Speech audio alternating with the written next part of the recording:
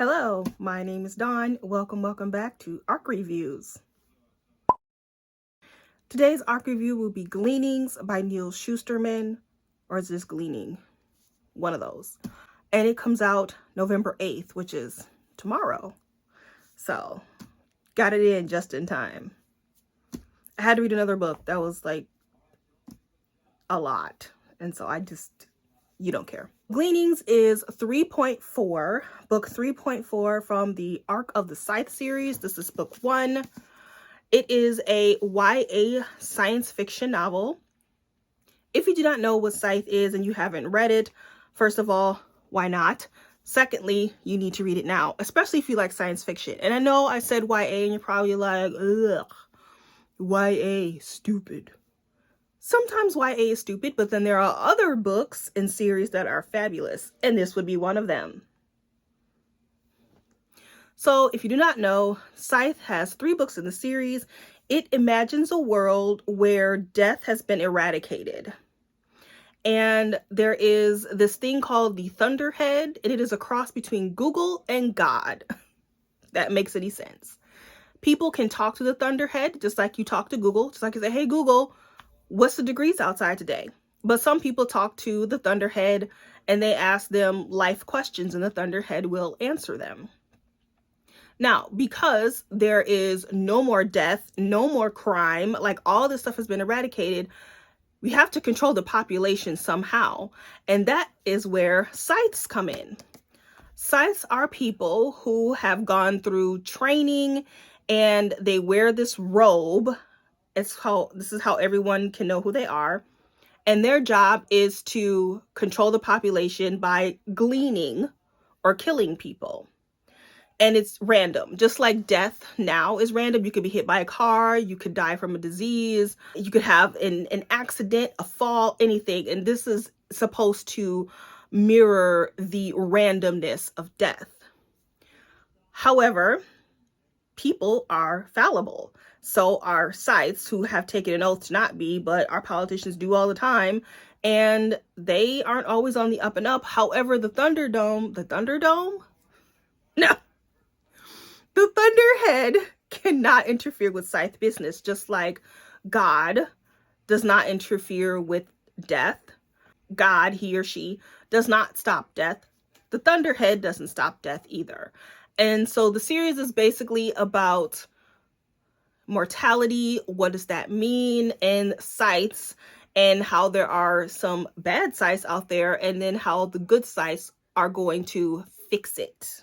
Once again, if you have not read this series, it is fantastic. I would consider it to be upper YA, so like 17, 18-year-olds, but I also think that it is quite appropriate for adults too. I think adults will get a lot more out of it than teenagers, especially if teens are just reading it for funsies and they're not part of a book club, because it is a slower paced book. It has some fancy words in it, real big vocabulary, and the topics are heavy. It's dealing with death and murder, essentially. Well, it's not called murder because there's no such thing as murder in this world, but it's dealing with some pretty heavy topics that you get a lot out of for anybody, but particularly adults, I think would have a really good time in a book club reading this book. We're here to talk about Gleaning or Gleanings, I don't know which one.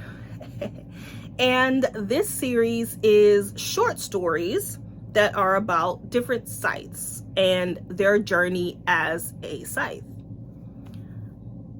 It also covers several years. So we have Scythes that are closer to the post-mortal age. And by post-mortal, I mean the moment when death was eradicated. So there was a time period, it's like pre-mortal age and post-mortal age. So we have some Scythes who were around closer to the mortal age, and then we have some Scythes who are post the series and where the series left off. So you get a gamut. It's going to be hard for me to really talk about what the book is about because it's spoilers. I'm not going to say too much about it, only that I think there are about 10 or so stories of different Scythes, and some of the Scythes we have heard about from the series and some are new. that's pretty much what the book is about. My rating, I'm going to give it a 3.75. And here's why. Like any compilation book, there are going to be some stories that you love, and then there are going to be some stories that just didn't land. And this book does that. There were some stories where I was just like, oh my God, this is great. And then there are some stories where I'm just like, I don't care. Just get to the end already. So because I liked, if there were, I think there were maybe around 10 stories. Let's say I really liked about 4 of them. And then a couple of them were just okay. It's only like 60%. So I only really like 60% of the stories, and therefore I rated it accordingly. So now usually what I do in my reviews, I do a dislike version and I do a like version. All of this will be spoiler free. I will not do a spoiler edition. Usually I tack on a spoiler edition right at the end. There really isn't nothing to talk about in this book. So I'm not going to have a spoiler edition, but I am going to get into my dislikes. My major dislike is that I would have preferred that all of the stories were about Scythes that were featured in the series. I don't know how many there were, like I didn't count. So maybe like 4 or 5 were actually in the series, and the rest of them were rando Scythes. I was much more invested in reading about the Scythes that were featured in the series than I was about rando Scythes, even if their stories were interesting. I was just more curious about the Scythes I knew about. And so that was my biggest dislike. There were just some stories where I was just like, I do not care about this person. I do not care. And yeah. And this book is over 400 pages, like 430. It's big. It's a honker. So, you know, it's not like quick stories either. Like some of these stories are like 50 pages plus. So that was my major dislike. My second dislike was that some of the stories were 50 pages plus. I felt like a lot of these stories could have been condensed a lot, like by 10 pages. I'm like, okay, we need to get to the point. This is dragging on. And there were several stories where I felt like it was really dragging, and it affected my enjoyment of the story. But those are my 2 dislikes. There really isn't too much to dislike about this book, and I will get to that why in my likes. Let's go into likes. My likes is that Neal Shusterman can write his ass off. He is a fabulous writer. He can spin a sentence. Beautiful writer. And so all of these stories were beautifully written. I got something out of all of them as far as theme. However, Shusterman is also a little loquacious. I need you to get to the point, sir. And I would have enjoyed the book maybe a fraction more. Maybe I would have given it a 4. I wouldn't have been higher than a 4. But some of the stories were just a little too long. Some of the stories actually featured other authors. So one of them was David Yoon, who's Nicola Yoon's husband. And one of them was his son, Neal Shusterman's son, who is also a writer. So there was that. I don't know how that contributed to my like or anything, but I'm just pointing that out. So that's my first like, is that I like Neal Shusterman's writing style. I personally think Shusterman is one of those authors who, yes, technically his books are YA because the main characters are high schoolers, but his writing style, I think, is more appropriate for adults. I have said in the past that there are, in my opinion, there are several authors who write YA, but they're probably writing for adults who read YA. They're not really writing for teens. And I think Shusterman is another one of those authors. I've said this before, but I think some of those authors are Lady Taylor, Maggie Stiefvater, Leigh Bardugo, definitely. Six of Crows, that was for adults who read YA. And then look what happened. She started writing adult fantasy. Same with Sarah J. Maas. Her, towards the end of Throne of Glass, those weren't for teens anymore. And so now she writes adult. And so there are some authors that I think that just, they write YA, but they know a lot of adults read YA. And so they're writing for those adults. And I think Schusterman is also another one. He has another book called Challenger Deep that is a fantastic YA book about, I want to say, schizophrenia. I want to say it's schizophrenia. I don't think it's bipolar. I think it's schizophrenia.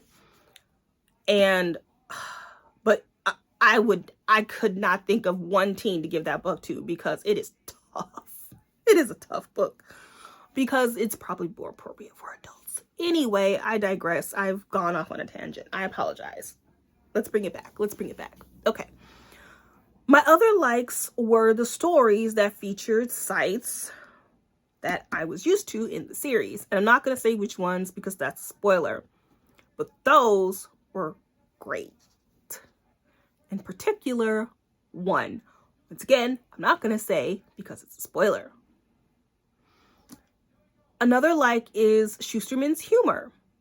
There is one story of, and this is a rando Scythe, that was not featured in, at least, and if they were featured, I have a short memory, guys. I read these books like when they first came out, like 2016. I read this book as an arc. Okay, like it wasn't even published and I read it. Same with the other ones. I got, I read them as soon as they came out, and that was, the last one's a long time ago. So I have forgotten a lot of the minor sites that were featured in the story. So maybe all of them were. If they were, they weren't a major part of the story. They may have been said in passing or whatever. I will say that I will mention one Scythe that we have seen that is in the Gleanings books, and that is Scythe Marie Curie. She was a major part of Citra's character, and she is featured in Gleanings when she was younger. So I enjoyed that story a lot. I was trying to figure out what was the point of some of the other stories. Like, what was I supposed to get out of those stories, Schusterman? I'm hoping that Schusterman leaves this world and writes a new world, because once again, he mostly writes science fiction, and his science fiction is thoughtful. It is thought-provoking, beautifully written. He is a very good writer. Very good. I do have one complaint about him, though. So Schusterman is a Black man, and typically Black people put people of color, particularly Black people, as main characters in their stories because Black people are just underrepresented in fiction in general. Schusterman doesn't do that. And because he's so popular and he's such a good writer, I don't know, I personally feel like it's just a missed opportunity to get some Black characters in his stories. But I don't know, I kind of heard a rumor that he was like, he doesn't consider himself to be Black or some bullshit. I don't know. But I don't know why I brought that up, but we were talking about Schusterman, so I felt like I needed to say that. If you've heard about that, let me know. Like, some books will talk about her skin was burnt caramel and her hair was raven and kinky. Like, they go into real detail, and he doesn't. He barely will say hair color, eye color, skin color. Which I'm fine with, kinda. I would like if his main characters were Black, but whatever. So that's really it. This was a short one this time. Simply because there's really no story here. It's short stories. So I can't really talk about a book as a whole. It's just short stories. I do recommend it if you have read the Scythe series. I totally recommend it if you have not read the Scythe series. This is not a 0.5. This is a 3.5. So these stories, the difference with that is if it was a 0.5, it would be a prequel, and then you could start with it and you won't be spoiled for the rest of the series. This, however, is 3.5, which means you need to read it after you've read the series. So if you have not read the series yet, don't start with Gleaning. Start with book 1. All right. Thank you for joining me for this arc review. I do not know what my next arc will be. I never know, but I will join you in my next arc review. Bye-bye.